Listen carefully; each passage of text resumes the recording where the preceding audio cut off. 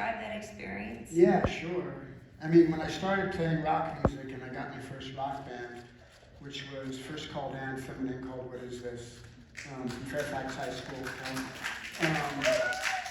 We started being a band. I worked all day in the liquor store, the animal hospital, or wherever I worked, cleaning up shit or something. And then which I did do for a living, I cleaned up places for a year. A great job, by the way.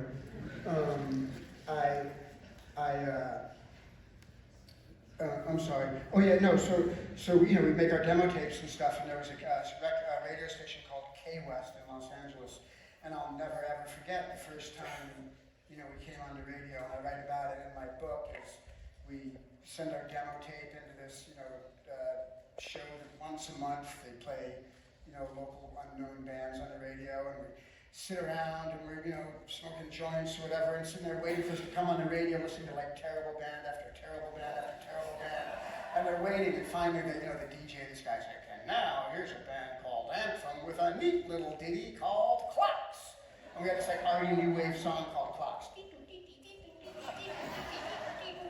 and we're on the fucking radio, and I couldn't believe my eyes. Like, it was the most magical thing, and I couldn't, my eyes, my ears were jumping around, dancing around on the ground, throwing ourselves around.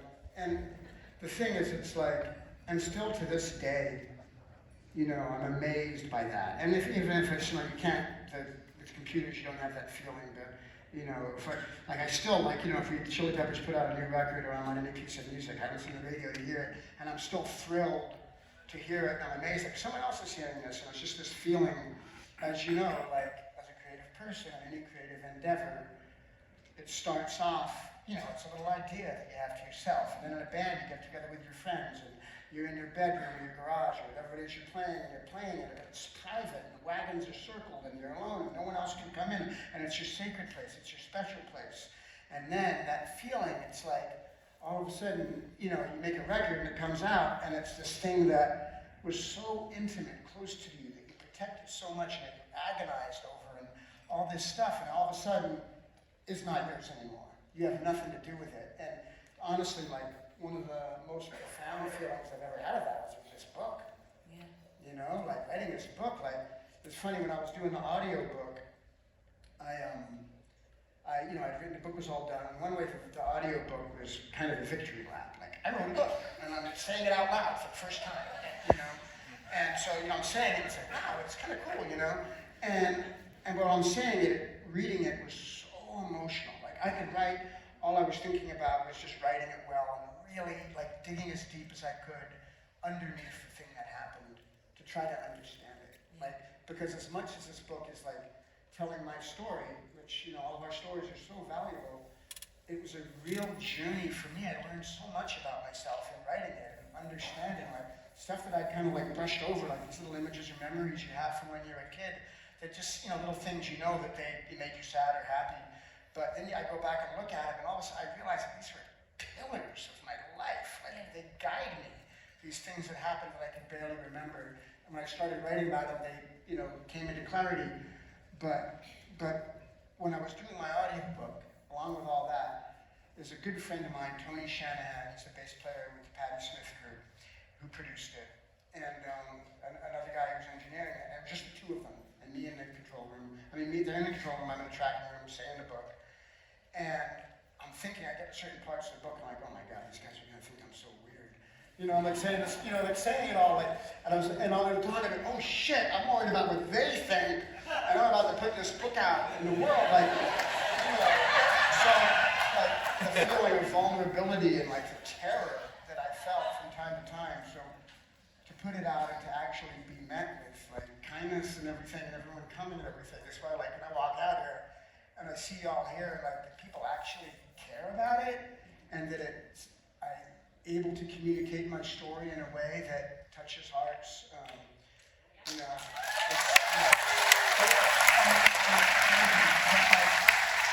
But it's like, once you put something out, it's not yours anymore, and it's something different.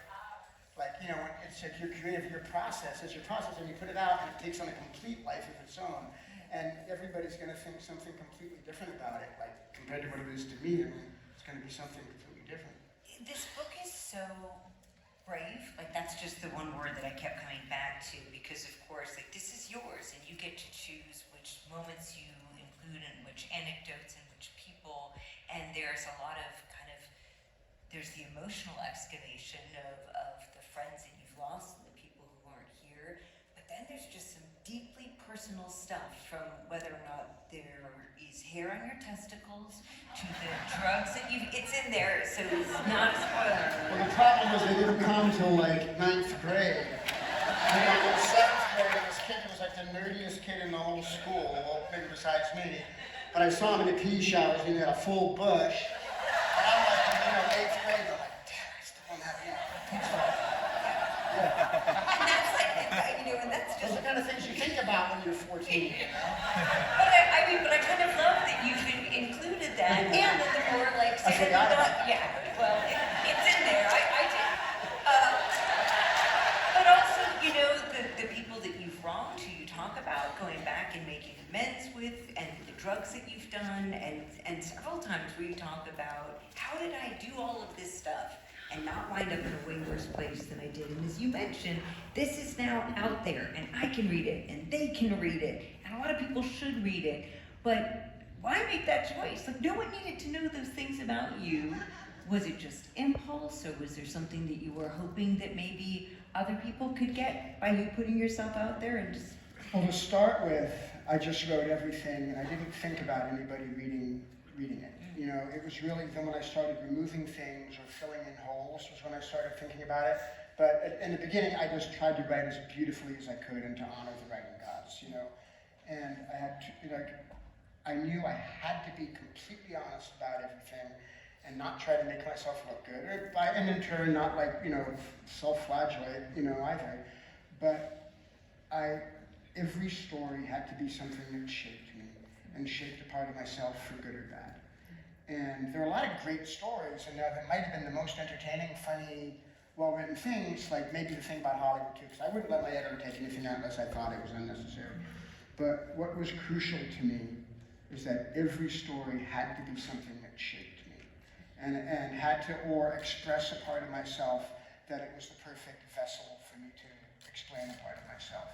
And whether it had to do with that, which is like, in that age coming into my sexuality and I was like always the shortest, littlest, skinniest kid. I was really shy. I was a music geek. That like dealing with that kind of insecurity and fears I had as a kid, like coming into my sexuality and stuff. That's what I'm writing about really with that, and that's what I feel from it when I look at it. But everything that I wrote, expressed a part of me. And being a musician for so long, especially in rock music, I express a part of myself that's really important to me. But it's, in music is an abstract form. It's colors and shapes and stuff.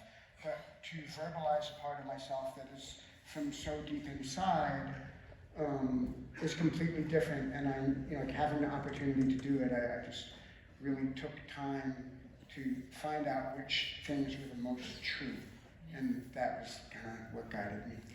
A technical question, because I feel like you made a couple allusions here, that you were actually writing pen to paper. Yeah, I wrote a little bit in the computer, especially later on, but I wrote everything like journal style into a book. I would kind of get up in the morning and, because I had read, I read about Toni Morrison, who's maybe my favorite writer ever, I don't know, but how she would get up in the morning and write really free, and then walk away from it, then a few hours later come back and then look at what she wrote. Like when she wrote free, she didn't think about grammar or whether it suited the book or not or anything. She just wrote.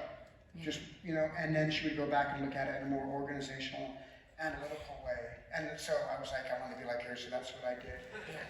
So then I would take what I wrote in the journal, put it into a computer, and start putting, commas and paragraph indentations and not repeat myself, 5 sentences saying the exact same thing. Yes. One of the things that you write at great length about are your family members, and there's some difficult relationships there. And there is a chapter in this book called Men Don't Kiss Men, which is about a situation you're excited to go to kiss your dad, and he tells you, no. Yeah, no more kissing. Don't do that. Yeah. Can you talk about, that's to excavate something like that so many years later, and look, it's on your sweatshirt. You are a dad yourself. Yeah. What these moments. I mean, something like that, I can imagine has such a profound impact on your sense of masculinity. Yeah, well, it's a really, it's a teeny little moment. It's like literally a 10-second moment. I'm excited to run out. I always kissed my dad. And I'm getting ready to run outside. And I don't know, maybe it happened to someone else here too. I don't know, but I'm getting ready to run outside. And I'm like, Dad, and I run to give him a kiss. And he like takes me, son, you're too old to kiss me now. You don't kiss me anymore. And he's like, what? I always kiss you. You're my dad. And like, no, men don't kiss men. And I was whatever, 5 years old or whatever. And I remember like running outside to play, just thinking like, and I knew it was bullshit, like,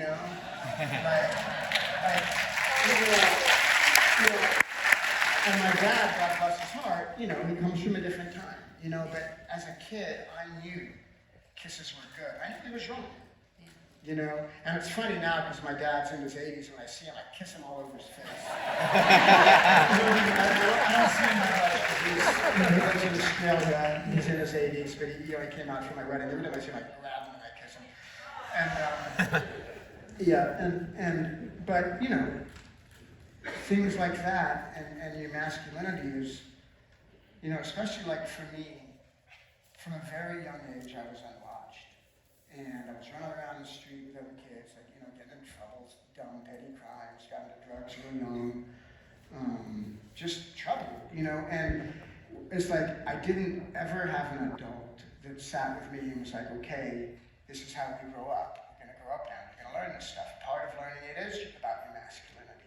And whereas but out in the street with kids, they're like, first you start hearing about sex in the most ridiculous ways, You don't hear about like, well, you want to connect with someone and know them, and like, lovemaking is this incredible expression of a closeness, As a kid, it's like, man, I remember like hearing like the first time I heard about sex, I'm walking down the street with this kid, and he told me, he said, I gotta go to summer camp this summer. I'm like, oh yeah? He goes, yeah, nothing to do there but screw though. I was like, screw? What's that? And he's like, babies have sex. I was like, oh yeah, I know about that. I'm like 6 or 7 years old or something. And he goes, but you gotta get it right, because there's the hole where you put your dick, and then there's the pee hole, and then there's the other hole where you're chewing. And I was like, walking out, I was like, oh my God, I'm not gonna know what to do. It's like, you have 3 holes to the right, and then the last I was like terrified of this whole thing. But that was early on, but then later on, you was sure all this like crazy, sexist objectification and stuff, and really no concept of and it turned out I was terrified of women when I was a kid. I was terrified. And then I became a rock star, and I didn't know how to deal with it. But as it relates to masculinity, I got to a certain age where I learned that all the strength in being a man is in how kind you are and how thoughtful you are. And that's all the strength. Sometimes I lose my temper, I act like an asshole, I'm a Grumpelstiltskin, you know what I mean? I'm short, but I know what to reach for. Yeah. But as a kid, no one taught me that. Well, let's talk a little about knowing what to reach for, because I love this. I think it was about 5 hours ago that our daughters go to the same school. My daughter said, Mom, what's a pervert? And I can give an answer for that, but she's 8. And the kids were talking about it at school, and I wish I could remember one of the girls had said, yeah, pervert's someone who's naked and touches themselves. Is that what it is, Mom? And I was like, she would kill me if she knew I was sharing this with her. But it's just as a fellow parent, I don't know, it brought me back to that moment. And it brought me back to your book of thinking of when you first hear about what screw means, or what pervert means, or you're reading the stuff that goes on in Helter Skelter, or The Godfather, and you don't have any idea what's going on. When you get to be a parent, you know how things could have gone, and you know how things went for you, and you've got a chapter in this book called We All Leapfrog Our Parents Up a Hill, which I just think, I think you need to write a parenting book, frankly. It's just an expansion of that. But can you talk a little bit about your approach, especially now that I know what your childhood looks like, what do you shoot for as a dad? You know, and how do you approach those tougher moments? Well, I shoot for and I fail often to be present, really, more than anything. You know, Maya Angelou said that you only have one job as a parent, and it's to see the sun rise and set every time the kid walks into the room. And so I try to do that, you know, as my number one job. But, you know, to be present, to be honest, to be mindful, thoughtful, to be in the moment with them, to like let go of all of my shit and let love speak for me, you know. Yeah, you know, yeah. Yeah.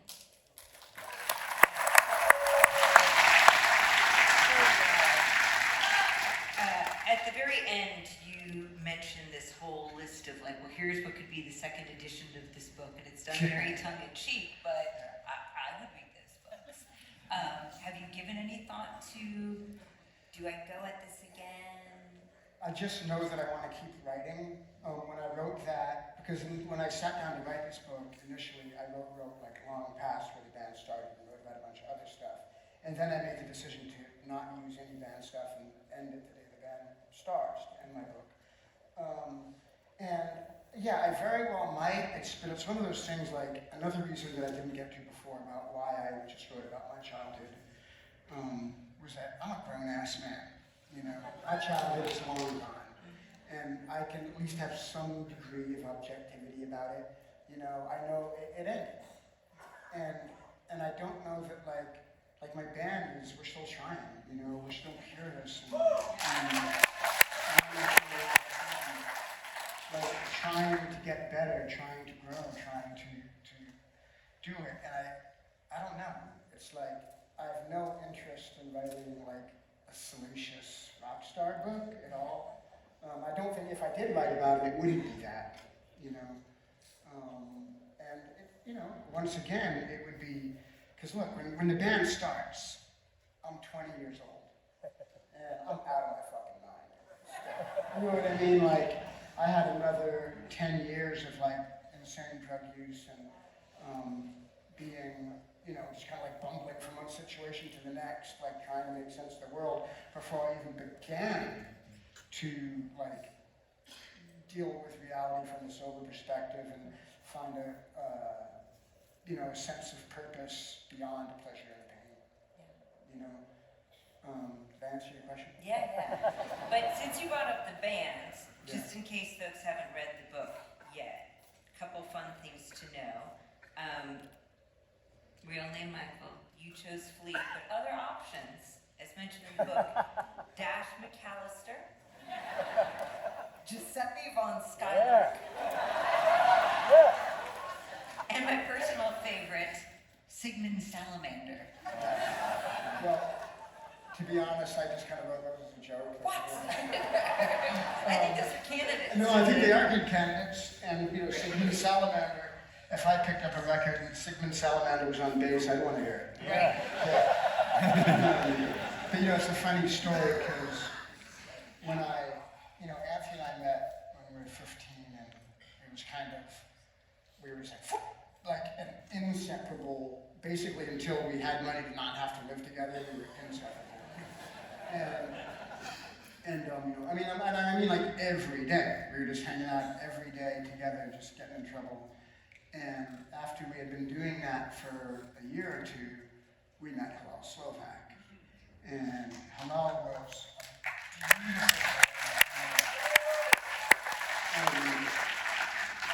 you know, I'd never met a kid like him before. You know, maybe a little bit with a kid that I used to read with, Stephen Paul.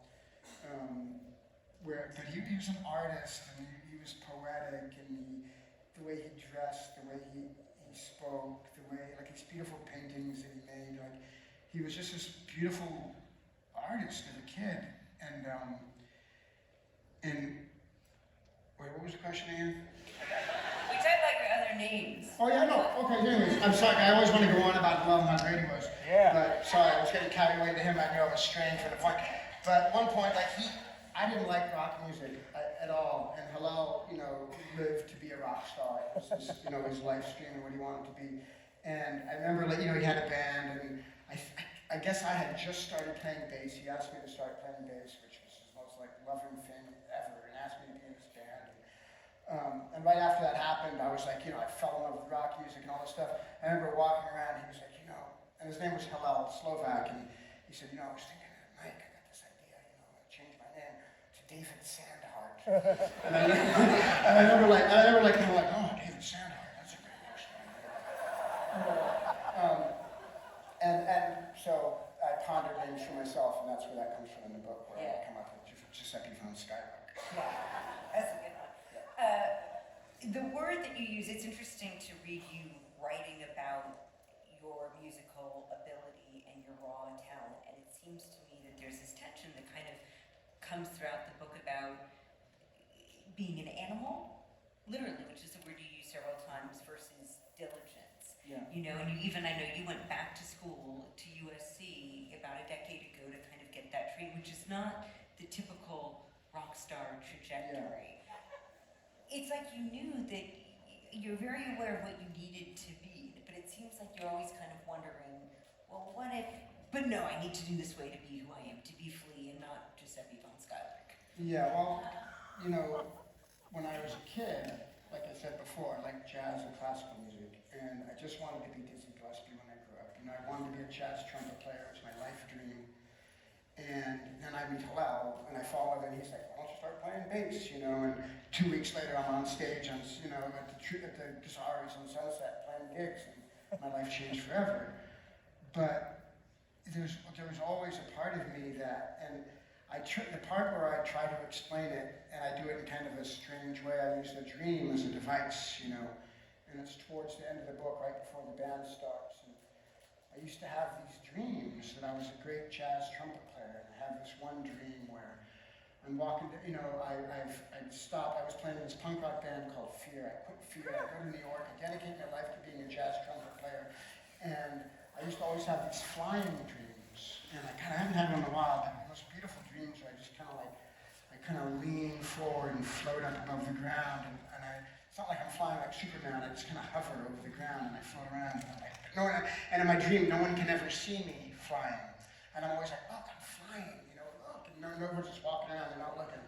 And in this dream, I'm flying, and I see Art Blakey, the great jazz drummer, Art Blakey, come walking down the street. I'm like, fuck, it's Art Blakey. And I go, and then he invites me to play in his band right away, and we go eat, and I'm like, we're in love, and he's my teacher, and he's my professor. And he takes me, and we're on stage, and we're playing, and I'm playing this like completely psychedelic, out of this world jazz with Art Blakey, and then I wake up, you know, from my dream. I mean, the dream goes kind of, and I'm jammed out of it, and I'm a guy in a punk rock band again, you know, but it was always this sort of fighting thing, you know. But I wondered, would I ever become the musician that I wanted to be in the context of rock music, you know, but then I talk about the animal part, which is maybe it's not the most eloquent term to describe it, because what I mean is engaging the animal part of myself, you know, and both of things, like I see them as very closely related, you know, like the animal part of me, which I just see, which can be completely undisciplined, like flying into a rage, but can be channeled to take things like feelings of isolation and pain and anxiety like that I've had all my life, and attack something with a violence, you know, music in a way that's my most animal self, but I'm dealing with these feelings in the most beautiful, you know, turning them into something beautiful, which is a true alchemy. But so that and this like real erudite, sophisticated study of music, you know, and so I guess like all my life is like trying to marry those two things, you know, like where do they come together? And, there is a, you know, that is a challenge for me. Well, and I didn't see it as like the spectrum of animal bad, diligence good. Okay. You know, it's kind of like that. No, I saw it as like raw and untapped and unfettered, and what you it seemed like no matter what happened to you, that animal, or whatever you want to call it, is just part and parcel of who you are. But I did wonder, because you see, like from the first page in this so many steps along the way where your life just went the way it was going to go, be it your folks moving from Australia to New York, your folks splitting up, your mom and her new husband moving to LA, meeting Hillel, meeting Anthony, picking up the bass. Do you ever have that sliding doors moment where you think, just for a second, what if that hadn't happened? How much do you feel was like preordained? Like if you just grew up in Australia, would you still be playing bass, do you think, one way or another? Writing a book did make me think about those moments. And, the real big one for me is, because as a kid, my father, he worked for the Australian government. He was a customs official. He gets a 4-year assignment in New York at the Australian consulate. My sister and myself, my parents, we moved to New York. We're just going to be there for 4 years. He's going to do his assignment, then we're going to go back to Australia, to very provincial Australia, And, my father had very strict ideas about, he's a very, my father wore a suit, he had a briefcase, he went on a train, we had dinner every night at 7. It was very organized, he ran a tight ship. He golfed on the weekends, there was no fooling around, no hippy-dippy nonsense, none of this. It was serious business. And we're there in New York, and what does my mom do? My wild-ass mom takes off with a junkie jazz musician who lives in his parents' basement. And one day she comes to us, my sister and I, and she's like, Dad's going back to Australia alone, and we're going to go move in with Walter. You're the jazz musician who you met one day when Dad was on a business trip, and he came over, And this guy's like out of control. He's a drug addict. He lives in his parents' basement, and he was my new dad. And my dad went away, and in one way, it was he turned me on to the most magical thing that I could have ever imagined. When I first saw him and his friends set up their instruments in the living room and start playing, and they started playing bebop jazz, the revolutionary music, Charlie Parker invented in the 40s. I remember, and it's like something I write about in the book, I think it was the first thing I ever wrote for the book, was the way that I felt that day when I saw him play. And I remember, throwing myself onto the floor and spinning around and yelling and getting up and laughing and watching, and doing it again. Kids do that kind of stuff. They roll around on the floor and they yell and they sing and they scream, but I wasn't doing it to be silly. I wasn't trying to be funny. I wasn't, and I was prone to do stuff like that. I was show off and, crazy little kid. But the music was throwing me around. I let go completely and it was just turning me inside out, this light in me. And it changed my life forever. It opened up this door. Literally, if you flew like I flew right now over the audience, or all of a sudden everyone was naked, like in the Master and Margarita by Mikhail Bulgakov, it wouldn't be any more weird or crazy or magical or strange to me. It was like Harry Potter shit for real. I was just, literally, I couldn't believe that it was possible. But also, Walter showed me that. But Walter was also, violent and scary and unpredictable and made the house an unsafe place to be. He was prone to these, out of control rages that were absolutely terrifying. And, I write about it as a kid. I was scared to be in the house. I'd sleep in the backyard and stuff, or be anywhere I could, but be home because, we all were just terrified of him. He was just out of control and didn't know how to function in the world. Just was unable, and he was very frustrated by his inability to make a living as a jazz musician. And he was a fucking tremendous jazz musician. So this was my father figure. So, from a young age, from that age when he came into my life, I guess I was 7. That's when it got real kooky. Yeah. Good book stuff, though. I could talk to you all night. I wanted to, because we are going to have some audience questions, and then We're already there. I don't know. I'm going to check and see. Oh, I asked at the right magical time because we're 5 minutes away. So this might be a little kooky, but I did love the fact that you wrote about your love of Christmas in this book. Yeah. And there was some great line, I want to quote it, even now, this chapter is called Ho Ho Ho. Even now, when I Christmas shop with my cold plastic credit cards, the magic of Santa Claus has lost none of its Empyrean allure. Flea, because we're not that far off, what do you like about Christmas and how do you celebrate? It's funny because no matter how dysfunctional my family was and how painful it was, we always had this thing about Christmas. And you know, I'm not a religious man. But every year, like somehow, like everyone would like go and do the best we could to get the best gifts for each other in this really like not a materialistic way at all, in a real loving way. And I think it's the same thing because my kids still have it too. It's just this like banishes all evil away and we manage to like let go of everything and live in the grace of love for a little while together, you know, in a state of forgiveness and grace. And it's just beautiful. And I don't really understand it, you know, beyond, you know, I guess that's what you're supposed to do at Christmas. No. Yeah. The trees smell nice too. Yeah. I want to end before I turn it over to Ted for audience questions. The very last line of your book is thanks for reading my childhood. It's an honor as a reader. So why are you thanking us? The same reason that I thank every time I walk off of the stage or at a concert, I thank everybody. Anytime I do anything, I thank everybody. I'm so grateful for the opportunity to express myself. I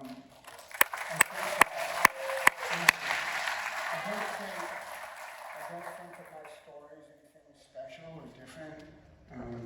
You know, I have my life and it's mine. I think like anyone here, anyone in the street, if you really learned their story, you'd be amazed. Like the most mundane seeming person has a fascinating life, even if it might be very underreceived, whatever, you know, the distractions they put in front of themselves. We're all so magical inside, and I'm just grateful for the opportunity.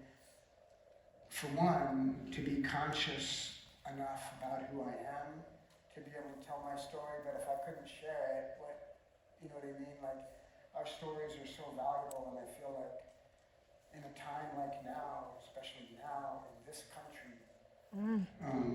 where people are really suffering in a way that I've never seen in my life.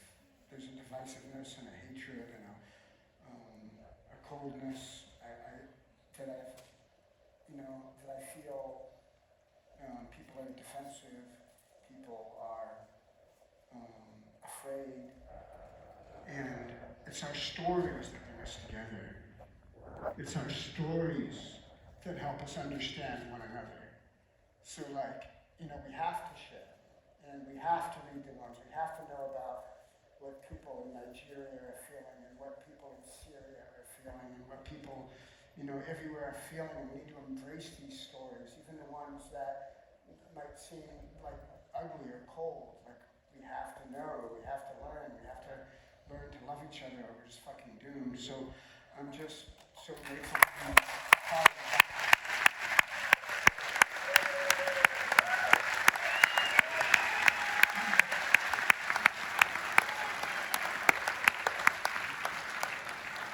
I'm going to turn it over to Ted in the corner for some questions from the audience. All right, we got a lot of questions, so we'll try to get a few in here. A gentleman says, I found out today that Flea, along with Dave Navarro, played on Alanis Morissette's Jagged Little Pill album. You want to know? I was wondering if there was any other secret, strange songs Flea was on that we would never know of. I've played on a lot of records.